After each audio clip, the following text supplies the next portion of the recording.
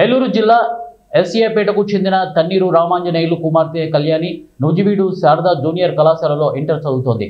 అదే గ్రామానికి చెందిన కూరాకుల శివసాయి అనే వ్యక్తి ప్రేమ పేరుతో మృతురాలు కళ్యాణిని గత 3 నెలలుగా వేధిస్తూ ఫోన్లో అసభ్యకరమైన మెసేజ్లు పెడుతూ వేధింపులకు గురి చేస్తున్నట్లు కళ్యాణి తండ్రి రామాంజనేయులు గ్రామస్తులు ఆరోపిస్తున్నారు.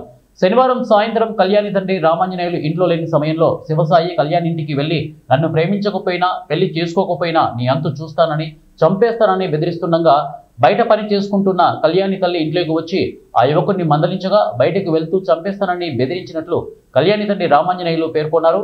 ఈ సంఘటన జరిగిన తర్వాత స్నానం చేయడానికి బాత్రూంలోకి వెళ్లిన కళ్యాణి తిరిగి రాకపోవడంతో వెళ్లి చూడగా కళ్యాణి చీరతో ఉరి వేసుకుందని ఆమె తల్లి వెల్లడించింది.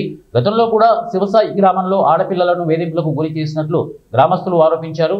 ఇక అగిరిపల్లి పోలీసులకు సమాచారం అందించడంతో సంఘటనా స్థలానికి చేరుకొని కళ్యాణి మృతదేహాన్ని పోస్టుమార్టం నిమిత్తం నూజివీడు ప్రభుత్వ ఆసుపత్రికి తరలించారు. నా పేరు తన్నీరు రామాంజనేయులు అండి. నాకు 2 పిల్లలండి. పెద్ద పిల్ల పేరు కళ్యాణి. శివసాయి అనేవాడు ఏదిస్తున్నాడండి అమ్మాయిని.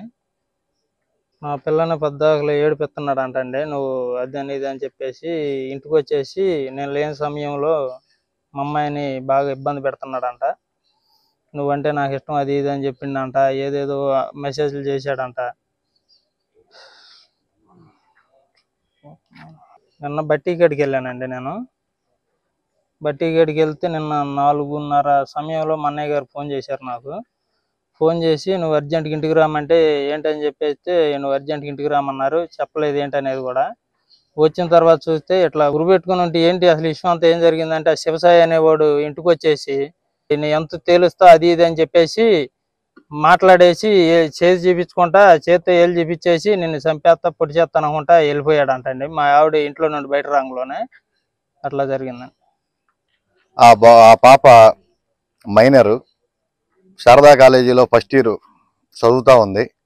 మా ఊరికి చెందిన వ్యక్తే కూరాకుల శివసాయి అనే వ్యక్తి ఆ అమ్మాయిని వేధిస్తూ వెంబడబడుకుంటూ అనేకమైన మెసేజ్లు పెట్టి అనేకమైన అరాచకాలకు గురి చేస్తూ పిల్ల మనస్తాపంతో ఇటు తల్లికి చెప్పుకోలేక తండ్రికి చెప్పుకోలేక ఏమి చేయలేక అనేక రకాలుగా బాధపడుతూ ఇలా ఒక 2-3 నెలల నుంచి బాగా హింసించేస్తున్నాడంట.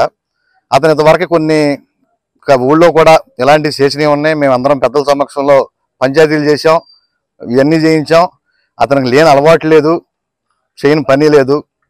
ఇలా కొంతమంది తల్లిదండ్రులు కూడా పిల్లల కోసం స్కూళ్ళు మానేసి పిల్లల్ని కాపలా కాసుకునే పరిస్థితికి ఏర్పడింది. అక్కడ నిన్న వచ్చేసి వాళ్ళ ఇంటికి వెళ్ళిపోయి ఆ పిల్లల్ని వాళ్ళ నాన్నగారు లేని సమయంలో వాళ్ళ తల్లి అమ్మాలు పని చేసుకుంటా ఉంటే ఇంట్లోకి వెళ్ళిపోయి నువ్వు ప్రేమిస్తావు లేదా దీన్ని చంపేస్తాను ఇదని చెప్పేసి అనేప్పటికీ